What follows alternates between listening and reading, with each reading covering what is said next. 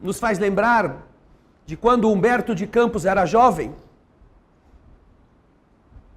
Menino pobre lá no Nordeste, desejando aprender, desejando estudar sem ter dinheiro. Filho de uma viúva, que com muito custo criava, com o esforço hercúleo, aquele rapaz tão inquieto. Ele conseguiu um emprego.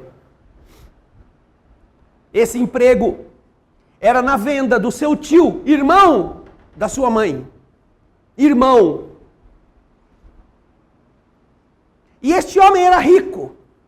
Apesar da irmã ser pobre, o irmão era rico, tinha um grande empório, fazia importações.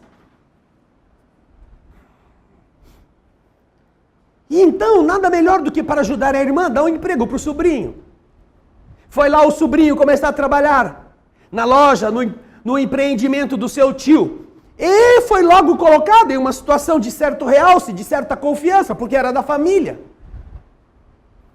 E então, tentado pelos valores, ele começou a subtrair um pouquinho, porque ele queria comprar livros. E ele não tinha dinheiro. Então ele começou a tirar um pouquinho, sem que ninguém percebesse, foi juntando. E quando ele tinha uma quantia razoável, muito razoável até para um garoto, meio ingenuamente ele usou a empresa do seu tio para fazer uma encomenda de livros.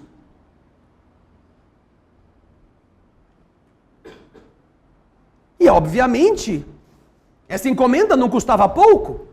Eram livros que vinham da Europa. Como é que um garoto que trabalha aqui como quase balconista de loja no sertão tem dinheiro para trazer livros? Então isso levantou a lebre e aqueles entes que estavam por ali tomando conta começaram a perceber que começavam a sumir alguns dinheirinhos.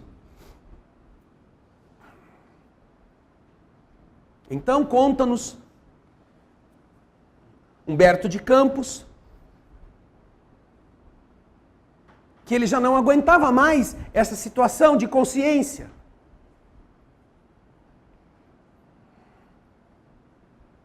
E ele não sabia o que fazer agora, porque ele tinha feito uma dívida muito grande. As dívidas pequenas, quando dão certo, estimulam as pessoas a fazer dívidas grandes, porque acham que nunca vão ser pegas. Mas era o seu tio, irmão da sua mãe. Quando então ele não aguentou mais, ele chamou a mãe para o fundo do quintal, onde havia um cajueiro, onde eles se sentavam para conversar, olhando as estrelas naquele sertão sem nuvens. E então ele conta para ela que ele tinha roubado. Mãe, eu queria estudar, eu queria trabalhar para ter dinheiro, mas eu não conseguia dinheiro, então eu roubei do nosso tio, do meu tio, do seu irmão. Eu roubei dele para comprar livros. E então a mãe, como mãe, naturalmente sofre por ver a atitude do seu filho, ferindo o patrimônio daquele que tinha dado um emprego para ajudá-los. E ele conta que o arrependimento de ver a sua mãe chorar foi muito grande. Eu acho que na mente de um filho que ama sua mãe, de uma filha que ama sua mãe, desde quando é criança, vai ser difícil o dia que ele vai se esquecer. Vai ser difícil esquecer a cena de ver sua mãe chorando. De ver seu pai chorando por causa dele ou por uma questão que você não tem como ajudar a resolver. Porque essa é uma marca que nessa hora você vai sentir: quem deu a sua vida para mim está chorando, o que eu posso fazer para ajudar? Ou então, o que é mais grave, quem deu a sua vida para mim está chorando por minha causa. E é o que Humberto de Campos está sentindo, vendo a sua mãe naquele estado. Então a mãe pega-o pela mão e diz: meu filho, aprenda uma coisa. Nunca esqueça disso que eu vou te dizer. Eu vivo sob este lema. Quero que você também viva. Você deve amar a verdade mais do que a própria vida. Lembre disso, meu filho. Você deve amar a verdade mais do que a própria vida.